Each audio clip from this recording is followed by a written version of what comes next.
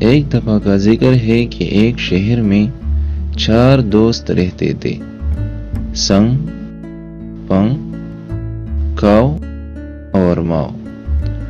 وہ چاروں اکیلے تھے، اس دنیا میں ان کا کوئی اپنا نہیں تھا، اس لیے انہوں نے ایک ساتھ رہنے کا فیصلہ کیا اور آپس میں وعدہ کیا کہ وہ ایک دوسرے کے ساتھ مخلص رہیں گے اور کبھی ایک دوسرے کو دھوکہ نہیں دیں گے۔ ان چاروں میں سے ماؤ بہت شریف تھا، وہ نیک سوچ رکھنے والا لڑکا تھا، جبکہ باقی تینوں شر کی طرف مائل تھے۔ وہ اکثر الٹے سیدھے کام کرتے رہتے تھے۔ ایک دن چاروں بیٹے باتیں کر رہے تھے کہ کاؤ نے کہا، کیوں نہ ہم ڈاکہ زنی شروع کریں تاکہ ہم جلد مالدار بن جائیں؟ سنگ اور پنگ نے بھی کہا، ہاں کیوں نہیں، ہم بھی تمہارے ساتھ ہیں۔ مگر ماؤ نے یہ تجویز سختی سے رد کر دی اور کہا، دوستو، کیا تم یہ پسند کرو گے کہ کوئی تمہارے گھر گھسے اور تمہارا محنت سے کمایا ہوا مال چرا لے؟ تینوں نے کہا، نہیں، بالکل نہیں، ہم کسی کو ایسا کرنے کی اجازت نہیں دے سکتے۔ ماؤ مسکرایا اور بولا، تو پھر تم دوسروں کی کمائی کیوں چرانا چاہتے ہو؟ تینوں لاجواب ہو گئے اور خاموش ہو گئے۔ ماؤ ان سے ناراض ہو کر باہر نکل گیا، مگر وہ باز نہ آئے اور اندر ہی اندر کھچڑی پکاتے رہے۔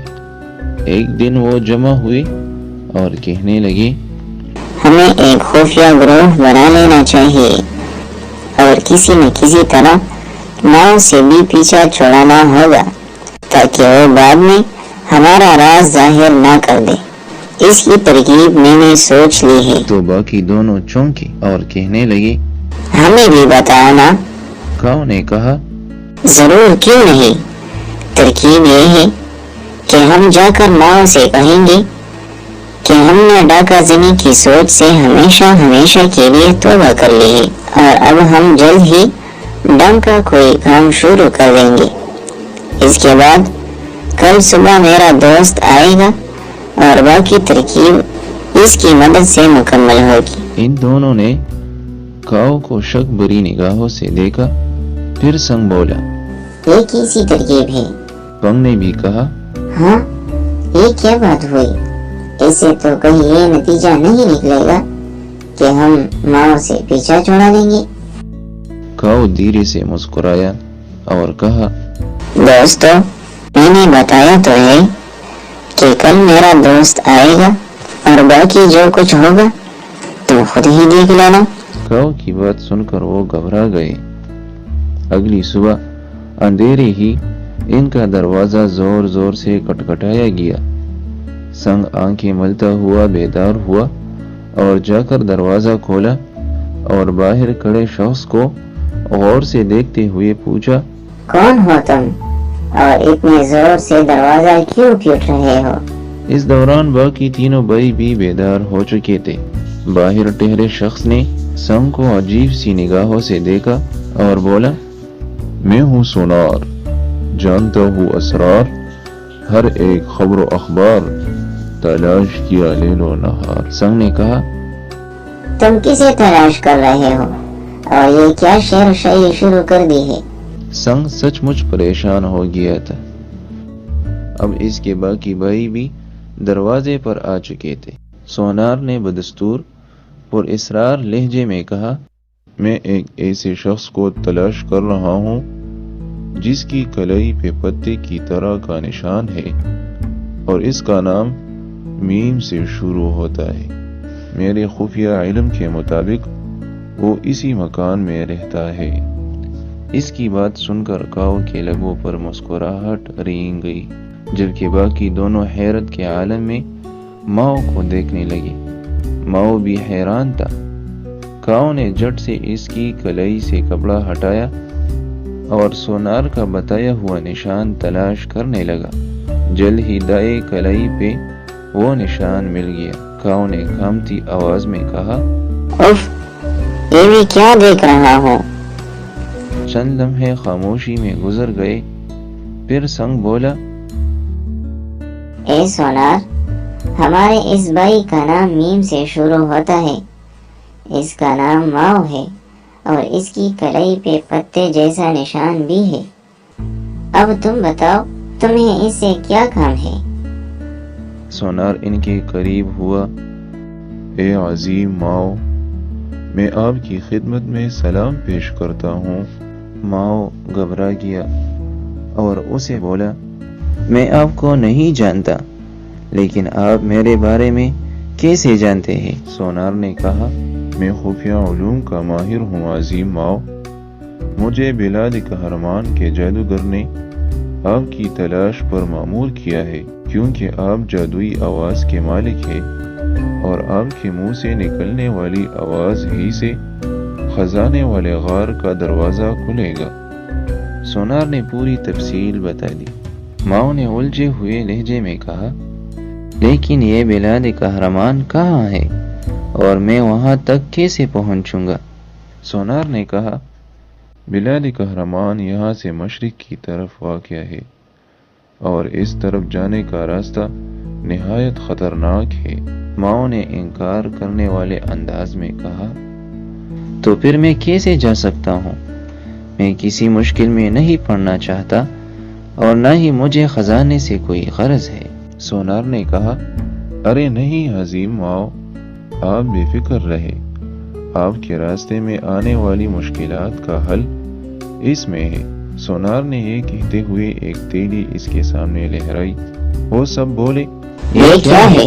سونار نے کہا، اس تیلی میں جادوئی دانے ہیں، راستے میں جو مشکل درپیش ہو تو اس میں سے ایک دانہ نکال کر کھا لینا، اسی وقت وہ مشکل دور ہو جائے گی۔ کاش آپ کے ساتھ میں بھی جا سکتا، لیکن یہ شرط ہے کہ آپ اکیلے جائیں۔ تھوڑی سی پس و پیش کے بعد ماؤ سونار کی باتوں میں آ گیا اور خزانے والے غار کی طرف جانے پر رضامند ہو گیا۔ اس کے دوستوں نے اس کے لیے سامان سفر تیار کیا اور اسے روانہ کر دیا۔ ماؤ کو روانہ کرنے کے بعد وہ تینوں گھر میں بیٹھے کہے لگا رہے تھے۔ سنگ بولا، یار سونار، تم تو بہت بڑے اداکار ہو۔ پنگ نے بھی یہی کہا۔ ہاں واقعی سونار، مجھے تو یہ سب سچ لگنے لگا تھا۔ کاؤ بھی ہنس پڑا اور کہا، دیکھا میری ترکیب کیسے کامیاب رہی؟ سنگ نے پوچھا، ہاں بالکل، مگر وہ جادوئی دانے کیسے تھے؟ سونار نے بتایا، وہ خطرناک زہر تھا دوستو، پہلا دانہ کھاتے ہی ماؤ کا کام تمام ہو جائے گا۔ سب نے کہا، اوہ، کیا یہ صحیح ہے؟ سونار نے کہا، ہاں بالکل۔ اس کے بعد کاؤ نے کہا، ہاں، اور اب ہم اپنا گروہ بنا کر ڈاکے کی منصوبہ بندی شروع کریں۔ تو سب سر ہلانے لگے کہ ہاں بالکل۔ ماؤ کئی دن سے مسلسل سفر کر رہا تھا اور مشرق کی طرف چلتے ہوئے کئی شہر اور جنگل عبور کر چکا تھا، لیکن ابھی تک اسے بلاد قہرمان کا کوئی سراغ نہ ملا تھا، نہ ہی لوگ اس نام کے شہر سے واقف تھے، اور واقف بھی کیسے ہوتے؟ اس نام کا کوئی شہر روئے زمین پر موجود ہی نہیں تھا، کیونکہ وہ سب تو سونار کا جھوٹ تھا۔ یہ 8واں روز تھا، شام ہو چکی تھی، اندھیرا پھیل رہا تھا۔ ماؤ درختوں کے ایک جھنڈ کے پاس رکا اور یہی رات گزارنے کا فیصلہ کیا۔ اچانک اس نے دور سے لوگوں کی آوازیں سنی۔ وہ فوراً درخت کے پیچھے چھپ گیا۔ آوازیں قریب آنے لگی اور پھر وہ لوگ وہاں پر آ پہنچے۔ وہ سب تیز تیز آواز میں باتیں کر رہے تھے۔ جب انہوں نے وہاں ماؤ کا سامان پڑا ہوا دیکھا تو حیران ہو گئے۔ ان کی آپس کی باتوں سے ماؤ پہ یہ انکشاف ہوا کہ وہ سب پیشہ ور ڈاکو ہے اور ایک بادشاہ کے محل میں ڈاکہ ڈال کر آئے ہیں۔ ماؤ یہ سن کر بہت خوفزدہ ہو گیا۔ ان ڈاکوؤں میں ایک آدمی ماؤ کے سامان کی تلاشی لینے لگا اور ان کی نظر ماؤ کی جادوئی دانوں والی تھیلی پر جم گئی۔ اس تھیلی پہ سونار نے لکھ دیا تھا، جادوئی دانے، ایک دانہ دے، شیر جیسی طاقت۔ یہ پڑھ کر ڈاکو بہت خوش ہوئے اور باری باری دانے کھانے لگے، مگر اگلے لمحات بہت عجیب تھے۔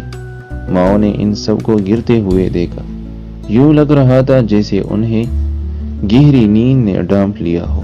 ماؤ نے سوچا صبح تک درخت کے پیچھے ہی رہنا بہتر ہے، اور پھر یہ بھیانک رات گزر گئی۔ صبح ہوئی تو ماؤ سامنے آ گیا۔ سبھی ڈاکو ٹیڑھے میڑھے انداز میں پڑے ہوئے تھے، مگر کوئی بھی ڈاکو حرکت نہیں کر رہا تھا۔ ماؤ نے جب یہ دیکھا تو اس کو احساس ہوا کہ ڈاکو مر چکے ہیں۔ سبھی ڈاکوؤں کے جسم نیلے پڑ چکے تھے اور ان کے منہ سے جاگ نکل رہا تھا۔ ماؤ سوچنے لگا، اوف، تو کیا سونار نے مجھے زہریلے دانے دیے تھے؟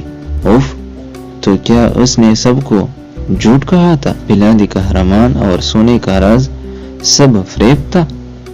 رفتہ رفتہ ماؤ پہ حقیقت کھل رہی تھی۔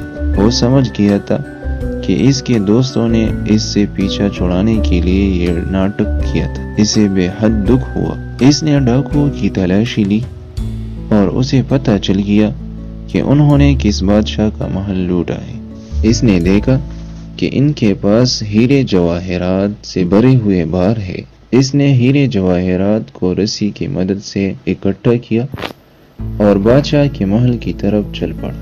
ایک دن کے بعد وہ محل کے سامنے پہنچ گیا۔ بادشاہ کی ریاست میں اس ڈاکے کی وجہ سے قحط کا سما تھا، مگر جب ماؤ لوٹے ہوئے مال کے ساتھ لوٹا اور ساری کہانی گوش گزار کی تو بادشاہ بے حد خوش ہوا اور ماؤ کو اپنا وزیر بننے کی درخواست کی، جس پہ ماؤ نے بادشاہ کا شکریہ ادا کیا اور یہ پیشکش قبول کر لی، اور یوں نیک طبیعت ماؤ کو ایمانداری کے سلے میں وزارت مل گئی، جبکہ اس کے لالچی دوستوں نے ڈاکہ زنی کا کام شروع کر دیا اور چند وارداتوں کے بعد ہی وہ پکڑے گئے اور انہیں سزائے موت سنائی گئی۔